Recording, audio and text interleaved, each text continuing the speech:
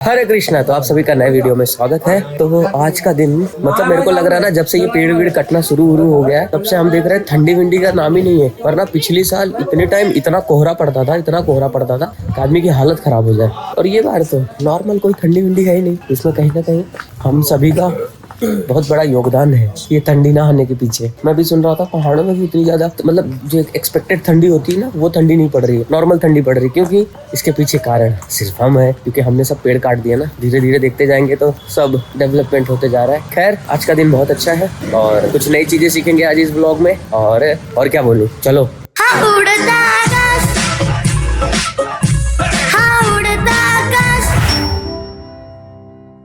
ये है हमारा ये दोस्त।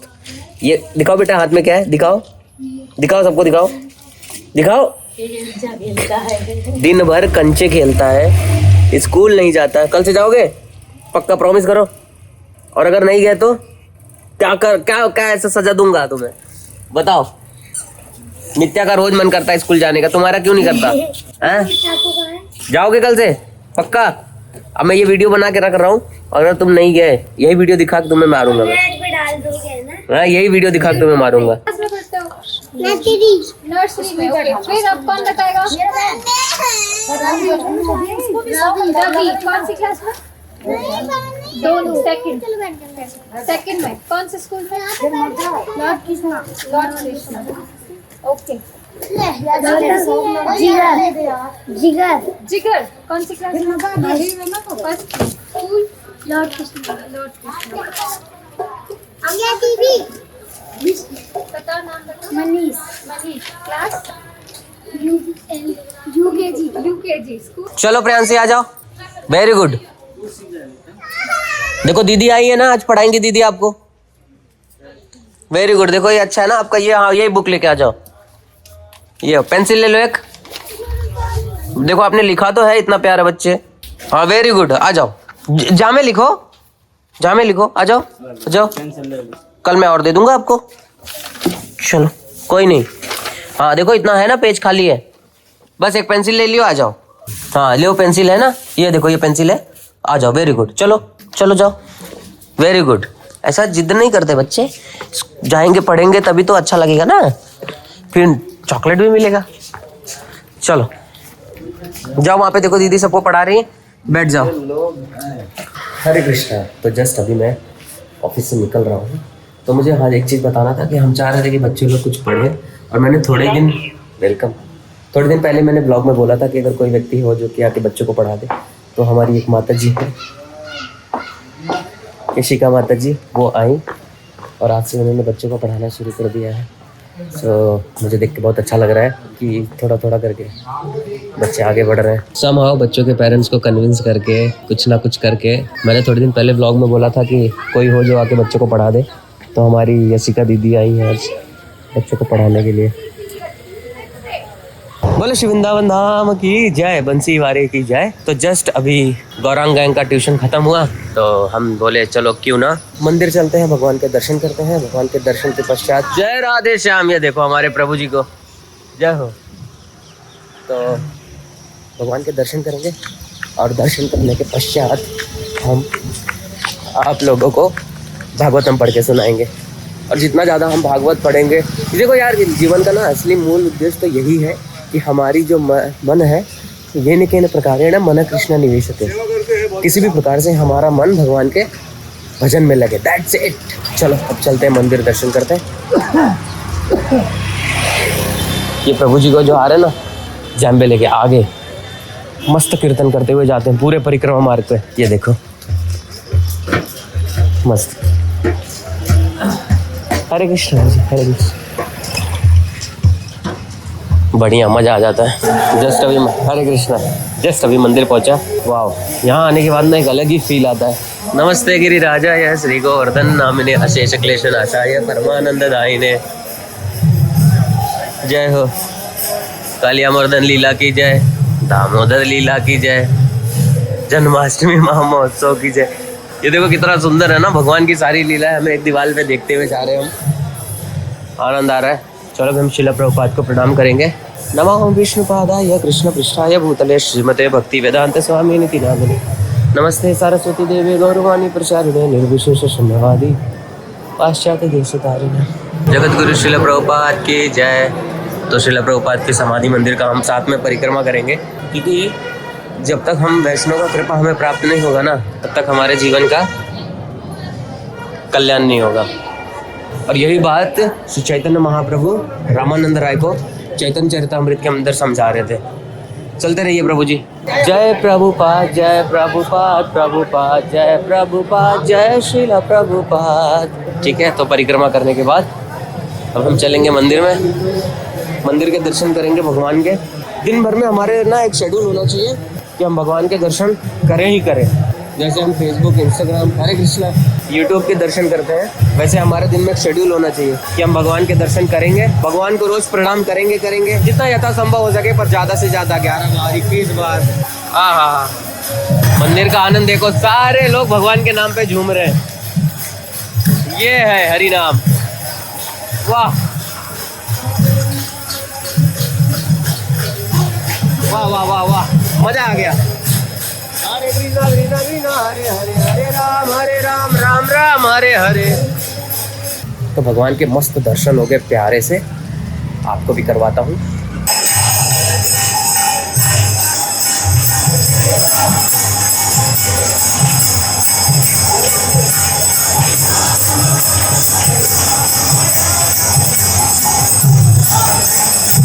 उसके बाद मैं आया शिला प्रभुपाद के रूम में, बैठ के मस्त जप किया। अब जप करने के बाद अब मैं चल रहा हूँ घर पे। अब आप लोग को सुनाते हैं भागवतम पढ़ने के बाद लॉग इन। हरे कृष्णा हरे कृष्णा। तो अभी हम लोग पढ़ेंगे श्रीमद् भागवतम। तो अभी हम लोग बेसिकली वहां तक पहुंचे थे कि अब कैसे ही कर्दम मुनि माता देवहूति के साथ में वो पूरा ट्रेवल कर रहे हैं। और आगे का श्लोका पढ़ते हैं हम लोग 40 नंबर श्लोका से। अपनी पत्नी से संतुष्ट होकर वे उस विमान में न केवल मेरु पर्वत पर ही वरन वैश्रम्भक, सुरसन, नंदन, पुष्प भद्रक तथा चैत्ररथ नामक उद्यानों में और मानसरोवरों के तट पर विहार करते रहे। वे रास्तों में विभिन्न ग्रहों से होकर उसी प्रकार यात्रा करते रहे जिस प्रकार वायु प्रत्येक दिशा में अबाध रूप से चलती रहती है। उसी महान तथा कांतिमान हवाई प्रसाद में जो उनकी इच्छा अनुसार उड़ सकता था, बैठकर वे देवताओं से बाजी मार ले गए। ये श्लोका बहुत ध्यान से सुनना। जिन्होंने पूर्ण पुरुषोत्तम भगवान के चरण कमलों की शरण प्राप्त कर ली है, उन दृढ़ पवित्र मनुष्यों के लिए कौन सी वस्तु दुर्लभ है। बात तो सत्य है, जिसने भगवान के चरण कमल को प्राप्त कर लिया उनके लिए कोई भी चीज एकदम वस्तु दुर्लभ नहीं है। उनके चरण में तो गंगा जैसी पवित्र नदी के उद्गम है, जिसने सांसारिक जीवन के समस्त अनिष्ट दूर हो जाते हैं। यहाँ ये श्लोका का है। यैराशिस्त पद्म शरणों शब्द अत्यंत महत्वपूर्ण है। पूर्ण पुरुषोत्तम भगवान तीर्थपाद कहलाते हैं। भगवान क्या कहलाते हैं? तीर्थपाद। गंगा पवित्र नदी कहलाती है क्योंकि वे भगवान विष्णु के पांव के अंगूठे से निकली है। गंगा बद्धजीव के समस्त भौतिक संतापों का निवारण करने के निमित्त है। अतः जिस जीवात्मा ने श्री भगवान के पवित्र चरण कमल के शरण ग्रहण कर ली है, उनके लिए कुछ भी असंभव नहीं है। श्री कर्दम मुनि इसलिए विशिष्ट नहीं है क्योंकि वे महान योगी थे, वरना इसलिए कि वे महान भक्त थे। इसलिए यहाँ पर कहा गया है कि कर्दम मुनि जैसे महामुनि के लिए कुछ भी असंभव न था। यद्यपि योगी जन आश्चर्यजनक कलाएं दिखा सकते हैं, जैसा कि श्री कर्दम मुनि ने पहले ही करके दिखाया था, किंतु वे किसी सामान्य योगी से बढ़कर थे क्योंकि वे श्री भगवान के महान भक्त थे। इसलिए महान योगी की अपेक्षा अधिक महिमा मंडित थे। जैसा कि श्रीमद् भगवद गीता में पुष्टि हुई है, अनेक योगियों में वही सर्वश्रेष्ठ है जो भगवान का भक्त है। श्री कर्दम मुनि जैसे व्यक्ति के लिए बद्ध होने का प्रश्न ही नहीं उठता। वे पहले से ही मुक्त आत्मा थे और देवताओं से भी श्रेष्ठ थे, क्योंकि देवता भी बद्ध होते हैं। यद्यपि वे अपनी पत्नी तथा अन्य 1000 स्त्रियों के साथ विहार कर रहे थे, किंतु वे भौतिक बंधन के परे थे। इसलिए व्यसनात्य शब्द प्रयुक्त हुआ है, जो कि सूचक करता है कि वे बद्धजीव से स्थिति से परे थे। वे समस्त भौतिक सीमाओं से परे थे। अपनी पत्नी को अनेक आश्चर्यों से पूर्ण उस ब्रह्मांड गोलोक तथा इसकी रचना को दिखलाए महान योगी श्री कर्दम अपने आश्रम को लौट आए। अब वो सारी चीजें मतलब वहां पे घूम के काफी सालों तक रह के फिर वो अब वापस में कहाँ आ गए? अब अपने घर वापस आ गए। अपने आश्रम लौटने पर उन्होंने मुनि की पुत्री देवहूति, जो रति सुख के लिए अत्यंत उत्सुक थी, उनके सुख हेतु अपने आप को 9 रूपों में विभक्त कर लिया। जिस प्रकार उनके साथ अनेक वर्षों तक विहार किया, जो एक क्षण के समान व्यतीत हो गया। मतलब वो इतने साल तक उनके साथ में थे, उनको लग रहा था एक क्षण में पूरा समय बीत गया। उस हवाई प्रसाद में देवती अपने सुंदर पति के साथ आकृष्ट एवं कामेच्छा बढ़ाने वाली सेज में स्थित रहकर जान भी न पाई कि कितना समय कैसे बीत गया, मतलब वो उनके साथ में थी और उनको पता भी नहीं चला कि इतना समय कैसा बीत गया। तात्पर्य बड़े ध्यान से सुनना। भौतिकतावादी मनुष्य को रति क्रीड़ा इतनी सुखकर लगती है कि उन्हें याद ही नहीं रहता कि इस कार्य में समय किस प्रकार बीत गया। श्री कर्दम मुनि तथा देवती भी अपनी रति क्रीड़ा के समय भूल गए कि किस प्रकार समय बीतता जा रहा है। और बात तो सही है। जैसे हम अगर देखने जाए लॉजिकली, अगर हम आंख बंद करके 2 मिनट के लिए विचार करें तो हमने देखा होगा कि किस प्रकार से जनवरी लगा 2023, अब देखो दिसंबर आ गया, और देखते देखते देखो आज 12-13 तारीख हो गया, और कल देखते देखते दिसंबर आ जाएगा, जनवरी 2024 लग जाएगा। धीरे धीरे धीरे समय निकलता चला जाएगा। रति सुख से आकृष्ट इच्छुक ये पति पत्नी योग शक्तियों के बल पर विहार करते रहे और 100 वर्ष अल्पकाल के समय व्यतीत हो गए। 100 वर्ष तक उनका जो समय था वो पूरा व्यतीत हो गया। शक्तिशाली श्री कर्दम मुनि अपने हृदय की बात जानने वाले थे और कोई जो कुछ मांगे उसे प्रदान कर सकते थे। आत्मा के ज्ञाता होने के कारण वे देवती को अपनी अर्धांगिनी मानते थे। अपने आप को 9 रूपों में विभक्त करके उन्होंने देवती के गर्भ में 9 बार वीर्यपात किया। श्री कर्दम मुनि जान गए थे कि देवती कई संतानें चाहती हैं, अतः उन्होंने एक बार में 9 संतानें उत्पन्न की। यहाँ पर उन्हें विभु कहा गया है, अर्थात वे सर्वाधिक शक्तिमान स्वामी थे। उन्होंने अपनी योग शक्तियों से देवती के गर्भ से 9 कन्याएं उत्पन्न की। उसके तुरंत बाद उसी दिन देवती के 9 कन्याओं को जन्म दिया, जिसके अंग सुंदर थे और उनसे लाल कमल की सुगंध निकल रही थी। देवती अत्यधिक कामोत्तेजित थी, जिससे अधिक अंडाणु स्खलित हुए और 9 कन्याएं उत्पन्न हुई। कई स्मृति शास्त्रों तथा आयुर्वेद में यह कहा गया है कि जब पुरुष का स्खलन अधिक होता है तो पुत्र उत्पन्न होते हैं, और जब स्त्री का स्खलन अधिक होता है तो पुत्रियां उत्पन्न होती हैं। इस परिस्थिति से प्रतीत होता है देवती अधिक कामोत्तेजित थी, अतः उसने उसी दिन 9 कन्याओं को जन्म दिया। किंतु कन्याएं अत्यंत सुंदर थी और उनके शरीर सुगठित थे। उनमें से प्रत्येक कमल पुष्प के समान थी और कमल के ही समान सुगंधित भी थी। जब उसने देखा कि उनके पति गृहत्याग करने वाले हैं तो वो बाहर से हंसी, किंतु हृदय के अत्यंत विकल और संतृप्त थी। अब जैसे उनके 9 बच्चियां हो गई तो अब वो जा रहे हैं घर छोड़ के, मतलब वैराग्य लेने जा रहे हैं। वो खड़ी थी और अपने पैर के मणितुल्य नाखून को पृथ्वी से खुरेद रही थी। उनका सिर झुका था और वह अपने आंसू को रोककर धीरे धीरे मोहक वाणी में बोली, मतलब मुंडी झुका था। और हम देखो ना, जब हम कुछ होते तो अपने घुटनों से हम पैरों को ऐसे ऐसे करते रहते ना, तो बेसिकली माता देवती ऐसे कर रही थी। तात्पर्य पढ़ के बताता हूँ। देवती इतनी सुंदर थी कि उनके पैर के नाखूने मोतियों जैसे लग रहे थे, और जब वो भूमि को नाखूनों से खुरद रही थी तो ऐसा प्रतीत हो रहा था मानो भूमि पर मोती बिखर रहे हो। जब कोई स्त्री अपने पांव से जमीन खुरेदती है तो संकेत होता है कि उसका मन अत्यंत विचलित है। ऐसे ही चिन्ह गोपियां भी श्री कृष्ण के समक्ष प्रकट किया करती थी।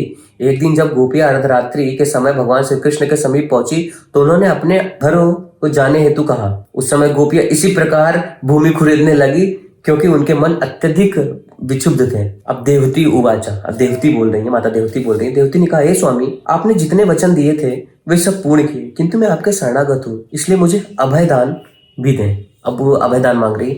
हे ब्राह्मण, जहां तक आपकी पुत्रियों का प्रश्न है वह स्वयं ही अपने योग्य वर ढूंढ लेंगी और अपने अपने घर चली जाएंगी, किंतु आपके सन्यासी होकर चले मानने पर मुझे कौन सांत्वना देगा? ऐसा माता प्रश्न कर रही है उनसे। अभी तक हमने अपना सारा समय परमेश्वर के ज्ञान के अनुशीलन की अपेक्षा करके इंद्रिय तृप्ति में व्यर्थ गंवा दिया। आपकी दिव्य स्थिति से परिचित न होने के कारण मैं ही इंद्रियों के विषय में लिप्त रहकर आपको प्यार करती रही, तो भी मैंने आपके लिए जो आकर्षक अनुराग उत्पन्न किया वह मेरे समस्त भय को दूर करे। इंद्रिय तृप्ति हेतु संगति निश्चय ही बंधन का मार्ग है, किंतु जब वही संगति किसी साधु पुरुष से की जाए तो भले ही वह अनजाने में की जाए पर वह मुक्ति के मार्ग में ले जाने वाली होती है। जिस पुरुष के कर्म से न उनके धार्मिक जीवन का उत्कर्ष होता है, न ही उनके विधि विधानों से वैराग्य प्राप्त होता है, और वैराग्य प्राप्त पुरुष यदि पूर्ण पुरुषोत्तम भगवान की भक्ति को प्राप्त नहीं करता तो वो जीवित होते हुए भी मृत्यु के समान मानना चाहिए। अगर व्यक्ति को भगवान के भजन में उसको वो नहीं है, कुछ कितना भी वैराग्य प्राप्त हो,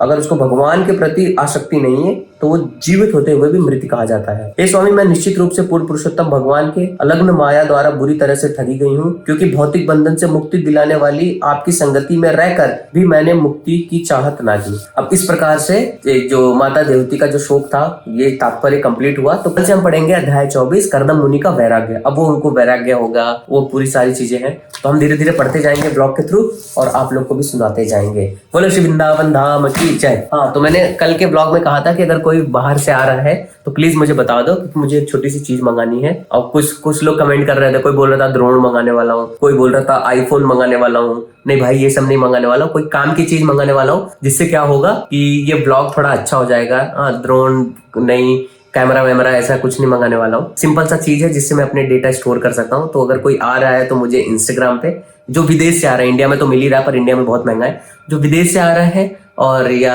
जो कोई बाहर गांव से आ रहा है, क्योंकि वहां सस्ता मिल जाता है ना, यहाँ पे बड़ा महंगा मिलता है यार।